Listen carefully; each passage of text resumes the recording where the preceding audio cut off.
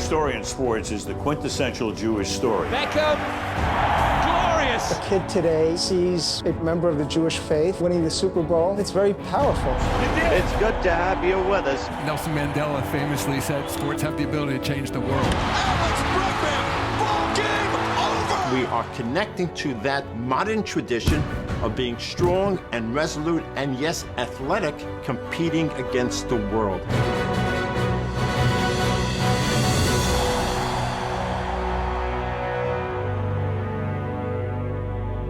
In the beginning, we respected the strongest among us: Samson, Gideon, David. Yet over time, the biblical image of the strong and powerful Jew gave way to a stereotype of people who are weak, unwilling to fight, unable to truly compete on the athletic field. This belief that Jews don't do sports exists even today, sometimes humorously reinforced by Jews themselves in movies, television, and in pop culture. This is ridiculous. Jews can't play basketball. But where did it come from? How did this stereotype begin? The answers can be found in the early practice of our faith. Between the eras of the first and second temples, we were ruled by the ancient Greeks, who idolized physical perfection. And then came the Romans, whose sporting events were barbaric. I don't think anyone in Western civilization would embrace Greek and Roman sports today. Sports then was a form of worshiping the body, and it was kind of brutal too, not to mention murderous, so that wasn't very Jewish. Getting involved in sports in the ancient time period was one of the things that took Jews away from being Jewish. So the reconciliation of being a Jew and being involved in sports really has a 2,500, almost 3,000-year history. Over the centuries that followed our exile from the land of Israel, the hardships of the diaspora made pursuit of sports near impossible for our people. And for those young people who wanted to participate, governments put up barriers, rabbis discouraged our involvement, parents pushed their children toward careers that could be stable, respectable, and portable in times of crisis. For Jewish mothers, the idea of my son, the doctor, was much more appealing than my son, the football player. But as the 19th century was coming to a close, the winds of change were in the air. The iconic moment is 1898, the Second Zionist Congress. Dr. Max Nordau makes a very important speech, and he says what we need as part of the Zionist movement is muscular Judaism, a cadre of young men and young women who are strong, who are going to dispel the image of the weak Jew, and who will compete against the world on the athletic field, perhaps someday on the military field. In fact, the transformation that Nordau wished for was already underway. Jewish athletes had won 6 gold medals at the first modern Olympics in Athens 2 years earlier. And as the 20th century dawned, a new era began for Jews in sports. Beginning in the 1920s, the idea that begins to permeate is that sports can be used as a wedge to promote greater identification with Judaism.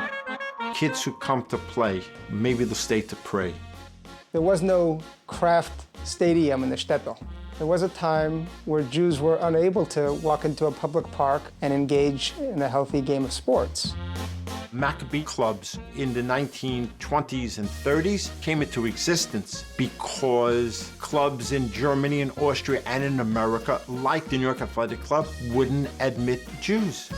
We had to be very creative in order to survive, using our seichel, our wisdom. Driven by our need to combat discrimination and by our values of inclusiveness and social justice, we invented new games such as the Paralympics, as well as entirely new leagues. We also became pioneers in the art of self-defense, using what he learned battling anti-Semitic thugs in the Jewish quarter of Bratislava in the 1930s. Lichtenfeld created Krav Maga, which later became the Israel Defense Forces fighting system. Today, Israeli coaches train law enforcement officials around the world. The future is incredibly bright.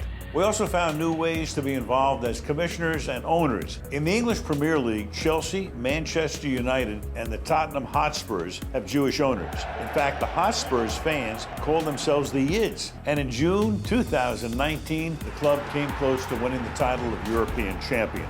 Ajax, with its fans known as Super Jews, is one of the most dominant soccer clubs in Europe and has a deep connection to the historically Jewish city of Amsterdam. In the United States, over 1/3 of professional football teams, 20% of hockey teams, and almost 40% of basketball teams are owned by Jews. Jeff Lurie and Bob Kraft fighting it out on the field, that's a positive message to our kids. Jewish-owned teams have won championships in nearly every field of sports. And some of the legendary coaches are members of the tribe. There was Red Auerbach, who led the Celtics to 9 National Basketball Association championships. Alexander Gomelsky, the father of Soviet basketball. Ray Arcel, who trained 20 world championship fighters, including Roberto Duran and Larry Holmes. Soviet ice hockey Hall of Fame coach Nikolai Epstein, who led the national junior team to multiple European championships and developed some of Russia's greatest young hockey players. Irina Viner, first gymnastics coach to receive the Olympic Order in recognition of her outstanding achievement in global sports. And Jose Peckerman, who led the Argentina national team and then guided Colombia to its first World Cup appearance in 16 years. The history of sports in the 20th century includes so many Jewish stars basking in the thrill of victory. English sprinter Harold Abrahams not only won the gold medal in the 100 meters at the 1924 Olympics, but whose victory in those games was told in the Oscar-winning film Chariots of Fire. In the boxing ring, there were world champions Barney Ross, Benny Leonard, and Max Baer. Boxing was very big. Jewish boxers came out of the hardscrabble neighborhoods. They were starkers. Starker was tough guys. But our success sometimes resulted in feeding a different negative stereotype. In the 1930s, there was an editorial writer for the New York Daily News named Paul Gallico who said, Jews are great in basketball because it fits the Jewish mentality. They're sneaky, they're smart alecky. Of course, it was anti-Semitic, but it was a Jewish sport. When the Knicks started their first season, 4 of the 5 starters were Jewish. Nat Holman, Dolph Shays, all these great players. In fact, the very first basket in the NBA was scored by a Jew. And in more recent years, Jewish women have made their mark on the basketball court. Sue Bird, and of course Nancy Lieberman, one of the all-time greatest female players and the first woman to coach a professional men's basketball team. Nancy Lieberman, the redhead from Queens who came to put women's basketball on the map. And on the baseball field, there are multiple Jewish Hall of Famers. Koufax decides that he's not going to play on Yom Kippur. He inspired a whole generation of Jews to the sanctity of Yom Kippur. And Greenberg, same story. Greenberg was one of the first American professional athletes to leave the game at the height of his career and go to fight the Nazis and the scourge of anti-Semitism. The Nazi regime told German champion high jumper Gretel Bergmann she couldn't compete in the 1936 Olympics because she was Jewish. She was not alone. We have the Berlin Games, Hitler's Games. What they wanted to show was Aryan supremacy, and to have Jews on the victory stand would be a counter-narrative to what they wanted to project. Banning of athletes to appease Adolf Hitler in 1936 was followed by tragedy during the Second World War, as dozens of Jewish European footballers were murdered in the Holocaust. And Germany's effort to rebuild its Olympic image was shattered in 1972 in Munich. They're all gone. In the former Soviet Union, athletes sometimes concealed their Jewish backgrounds in order to compete. And like chess legend Garrick Weinstein, better known as Garry Kasparov, sometimes even changed their names in order to pursue their passion. Despite these enormous challenges, we made history, set records, and won medals. And in a defining moment in Israel's sports history, shocked the world. 1977, Maccabi Tel Aviv was facing the Red Army basketball team in the European Championship. The game was supposed to be played in Israel, but the USSR didn't recognize Israel, and Moscow refused to allow the Soviet team to travel there or host the Maccabi team in Russia. So the game was played in a small village in eastern Belgium in a match called the Fight Between David and Goliath. David won, 91-79. And after the game, the team star, Tal Brody, spoke for all Israelis. Today, we celebrate the accomplishments of our modern Jewish sports heroes, like the Jewish women who have dominated the sport of figure skating. Americans like Sarah Hughes and Sasha Cohen, Russia's Irina Rodnina, and Oksana Baiul, who became Ukraine's first gold medalist in any sport. There are mega soccer stars who embrace their Jewish ancestry, such as Holland's Edgar Davids and England's David Beckham, who credits his Jewish grandfather for being his life's greatest influence. There is Amari Stoudemire, the National Basketball Association Rookie of the Year in 2003, Israel's Omri Caspi, and the Soviet Union's hockey star Yuri Lyapkin.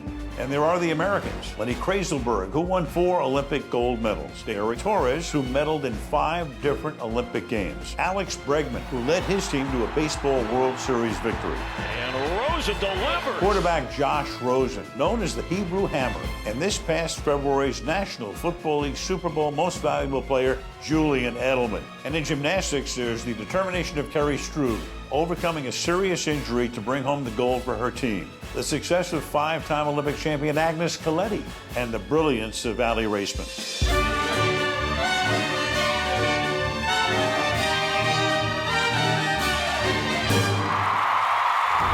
There's so much that we can learn and teach our own children from sports. Teamwork, selflessness, winning, respect. Fact is, sports is one of the ways in which people come together. It's a beautiful, beautiful thing. With each victory, with each success, the stereotype that has existed so many years is fading from memory. I don't believe it. Our athletes are creating an image that can make us all very proud. One of Jews who can and do succeed in every aspect of modern life.